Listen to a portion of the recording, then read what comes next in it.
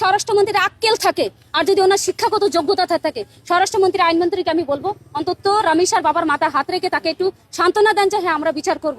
এই সান্ত্বনাটুকু তাদের থেকে রামিসার বাবা আশা করে। নারীর গর্ভ থেকে আসেনি, তাদেরকে মা জন্ম দেয়নি, তারা 10 মাস 10 দিন নারীর গর্ভে থাকেনি, তারা 32 নালা দুধ খেয়ে বড় হয়নি। তারা যদি নারীর গর্ভ থেকে জন্ম নিয়ে পৃথিবীতে এসে থাকে তাহলে একজন নারীকে তারা, যে পুরুষটা নারীর গর্ভে থেকে আসে সে পুরুষটা কিভাবে আরেকটা মায়ের বিয়ে করলেই তো বউ পাওয়া যায়, বাজারে সস্তায় পাওয়া যায়, 10 টাকা দিলেই নারী কিনতে পাওয়া যায়, সেখানে একজন মায়ের সন্তানকে নির্যাতন করতে হয়। সেখানে কেন একটা নারীকে, একটা অবশিশুকে, একটা 7 বছরের বাচ্চা, ওর তো এখন হবে, ওর তো ঘরে বউ আছে, ওর বউকে অক্ষম, ও বাজারে গেলে গেলে সস্তায় পাওয়া যায়, সেখানে একটা নারী মেয়ের সহ্য করতে পারে, 7 বছরের বা সহ্য করার মতো ক্ষমতা আছে?